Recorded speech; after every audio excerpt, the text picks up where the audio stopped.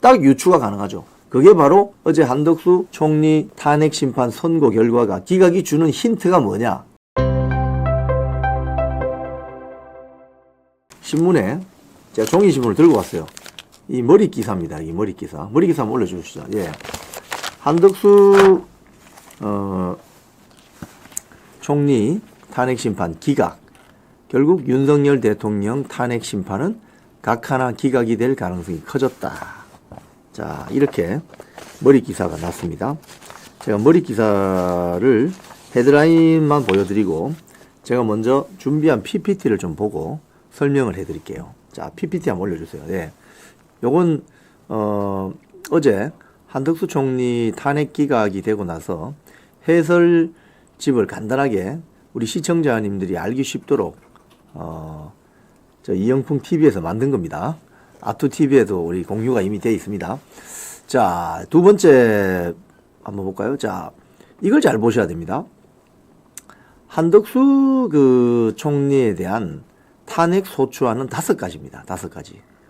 자, 제일 가장 그 중대하게 처리된 안건은 헌법재판관 후보자 임명 거부건입니다. 민주당이 추천을 하지 않아서 지난 10월만 해도 헌법재판관이 6명밖에 없었어요. 그런데 대통령의 탄핵 심판, 탄핵 소추안이 가결되고 나서 부랴부랴 민주당 주도로 재판관 3명을 추천했죠. 민주당의 정계선, 국민의힘 조한창, 여야 합의가 안 됐는데 합의됐다면서 마은혁 이렇게 추천했는데 그걸 임명 거부했다고, 한덕수 총리가 임명 거부했다고 탄핵 소추 당했습니다. 저게 가장 중대하게 처리됐습니다. 어제. 그 이외에 보면은 내란 행위에 대한 공모, 방조, 묵인 또는 내란 상설 특검 임명을 회피했다. 또 한동훈과 공동국정을 운영하려 했다. 또 김건희 특검법을 거부했다. 뭐 이런 5가지 종류, 5가지 내용의 탄핵 소추안 내용들이 있죠. 그런데 어제 헌재에서 내려진 결정을 보면 요 5가지 중에 밑에 박스에 들어있는 위에 장표 한 번 더 보여주실래요? 밑에 있는 4개 박스는 특별하게 언급을 하지 않았습니다. 위헌 법률 행위가 별로 안 보인다. 근데 저 첫 번째 재판관 후보자 임명 거부에 대해서 헌법재판관들이 문제를 삼았습니다. 그 결과 다음 장표를 보시면 다수의 재판관 결정은 한덕수 총리에 대한 기각 5명, 각하 2명, 인용 1명 이렇게 났습니다. 형사재판과 비교해서 탄핵심판은 여러 가지 면에서 다른데요. 우리가 쉽게 이해를 하기 위해서 기각은 뭐고 각하는 뭐고 인용이 뭐냐 쉽게 해서 말씀드리면 기각은 무죄입니다. 무죄. 형사재판으로 치면 무죄. 인용은 뭐냐? 유죄입니다. 유죄. 그럼 각하는 뭐냐? 각하는 유보입니다. 유보. 자, 그래서 다수의 재판관들, 즉 8명 중에 5명이 무죄라고 소위 말해서 결정한 거예요. 그 결정 사유는 보면 밑에 보면 한덕수 총리의 법 위반이 임명권자인 대통령을 통해서 간접적으로 부여된 국민의 신임을 배반했다고 단정할 수 없다. 이렇게 해서 무죄의 형사재판의 무죄에 해당되는 기각을 때린 겁니다. 아시겠죠? 자, 그러면 이 기각 5명의 내용을 한번 살펴볼 필요가 있습니다. 기각 5명 내용 중에 문영배, 이미선, 정정미, 김영두와 김복형 재판관은 완전히 다릅니다. 무슨 소리냐? 먼저 김복형 재판관을 설명을 해드리면 김복형 재판관은 아까 제가 첫 번째 장표에서 보여드린 5개 소추안 내용이 있죠.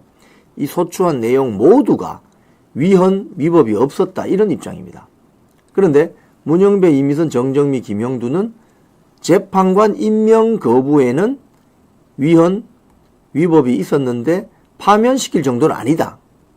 이렇게 이제 해서 기각이 된 것이고 그 이외에 나머지 소추안에 대해서는 뭐 내란 공조, 공모, 뭐 묵인, 뭐 한동훈과 공동 운영 운영, 뭐 김건희 특검법, 내란 상설 특검법 거부 이러는 헌법 또는 법률 위반이 인정되지 않는다 이렇게 이야기했습니다. 그러니까 이게 무슨 소리냐면요. 깜냥도 안 되는 걸 들고 와서 헌법재판소에 탄핵 심판을 맡겼다. 이 소리입니다. 건수도 안 되는, 값어치도 없는 이런 안건들을 들고 와서 이 바쁜 헌법재판소 재판관들을 힘들게 한다. 이런 소리겠죠. 쉽게 이야기하면. 자, 다음 장표 한번 보시죠. 근데 여기에 또 각하 2명이 있습니다. 아까 제가 김복형 재판관을 잘 보라고 했죠. 김복형 재판관은 탄핵 소추안 5개 모두가 위법, 위헌이 보이지 않는다. 자, 각하 2명은 또 뭐냐?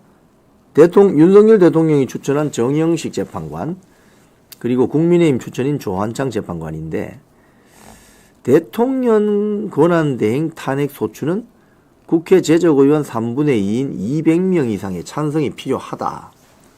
따라서 이번 탄핵 소추는 절차적 흠결이 있어서 부적법했다. 즉, 이 각하란 것은 절차적 흠결이 있어서 다시 되돌려 보낼 때 이제 쓰는 표현인데, 이 정영식 조한창 재판관이 각하 의견을 냈습니다. 나머지 한 명 인용은 이제 파면이죠. 파면, 정계선. 정계선 인용 한 명은 별 언급할 필요가 없을 것 같고. 자, 여기서 보면 각하 2명을 낸 정영식 조한창 앞에 기각 의견을 냈지만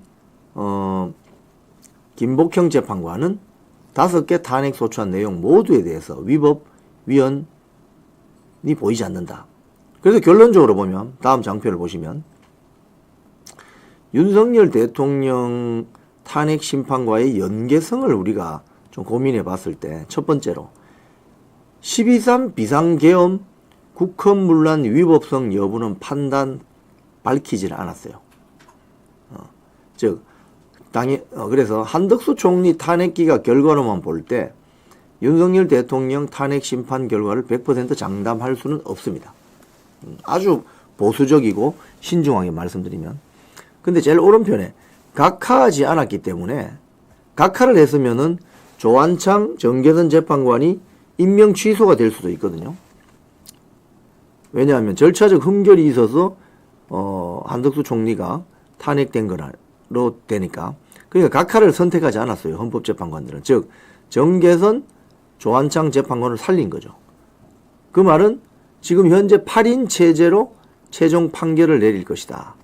이렇게 보여줍니다. 즉 8인 체제로 최종 심판이 내려지고 윤석열 대통령 사건의 경우에 12.3 비상계엄 위법성 여부는 그 윤석열 대통령 탄핵 심판 결과가 나올 때 그때 최종 판단이 나올 것이다. 그래서 예의주시할 필요가 있다. 이런 내용입니다. 자, 모두 5장의 장표인데 요걸 머릿속에 잘 넣고 계시면 여러 언론 보도에서 나오는 한덕수 총리 탄핵 기각 기사를 깔끔하게 이해할 수 있습니다. 원래 이렇게 공부를 해야 머릿속에 잘 들어가는 겁니다. 자, 그러면 이제부터 기사를 한번 봅시다. 자, 뉴스원 기사인데요. 김복형, 정영식, 조한창 알 수 없다. 5대3 불안감 엄습. 이겁니다. 이거. 핵심이 이거죠. 지금 민주당이 어제부터 난리가 난 이유가 바로 이겁니다. 하하, 제가 방금 말씀드렸죠. 김복형 재판관, 우리 재판관들 사진 한번 보여주시고 요걸 넘어가죠. 요거. 자, 저기 보세요. 제일 왼쪽에 그 다음 있는 김복형. 여성 재판관들 4명을 왼쪽으로 몰아넣고 오른쪽으로 남성 재판관들을 몰아놨습니다. 자, 그런데 김복형 재판관 제일 왼쪽에서 2번째, 그 다음에 오른쪽에서 첫 번째, 2번째 조한창, 정영식 재판관. 정영식 재판관은 윤석열 대통령이 임명했고 조한창은 국민의힘 추천이고 김복형 재판관은 현재 조희대 대법원장 추천입니다. 자, 요 세 명이 뉴스원 기사에 보면 알 수 없다. 뭘 알 수 없다? 어떻게 파면, 그러니까 윤석열 대통령 파면에 찬성할지를 알 수가 없다. 그래서 결국 5대3으로 기각이나 각하될 것이다. 이런 불안감이 지금 민주당을 엄습하고 있다. 왜? 그 서브 타이틀 보세요. 한덕수 총리 탄핵 기각할 때 김복형 재판관은 5개 탄핵 소추안 내용 모두에 위헌, 위법 사항이 없다라고 이야기했어요. 위헌, 위법 사항이 없다. 또 정영식 조한창 재판관은 한덕수 총리를 탄핵시키는데 대통령 권한대행에 준하는 국회의원 200명 이상의 투표가 있어야 된다고 주장했어요. 자, 그러면 이 세 사람의 성향은 뭐냐? 바로 윤석열 대통령 탄핵 심판 선고로 유추해 볼 때 이 세 분은 굉장히 원리주의적이고 원칙적이고 절차적 흠결을 없애야 된다는 입장에 설 가능성이 큽니다. 자, 그러면 어떻게 되느냐? 한덕수 총리의 탄핵 심판 사건은 윤석열 대통령 탄핵 심판 사건에 비하면 절차적 흠결이 그렇게 많지 않은 겁니다. 지금 윤석열 대통령 탄핵 심판에서는 형사소송법, 헌법재판소법, 뭐 등등 딱풀 영장, 가짜 메모, 가짜 뉴스, 뭐 여러 가지 절차적 흠결, 진술의 오염 이런 것들이 차고 넘쳐요. 그렇기 때문에 이런 문제에 대해서 김복형 재판관, 조한창 재판관, 정영식 재판관이 어떤 입장을 할 것이냐 딱 유추가 가능하죠. 그게 바로 어제 한덕수 총리 탄핵 심판 선고 결과가 기각으로 났는데 그 기각이 주는 힌트가 뭐냐? 아, 윤석열 대통령 탄핵 심판에서 최소 3명의 재판관은 윤석열 대통령 탄핵에 반대하겠구나. 자, 그러면 8명 중에 3명 빼면 5명이죠. 5명으로는 대통령을 탄핵시킬 수 없다 이 소리입니다. 결국 이런 불안감이 지금 민주당을 엄습하기 시작했다. 그런 내용입니다, 여러분. 자, 여기 보면 이 기사 내용에도 그게 있어요.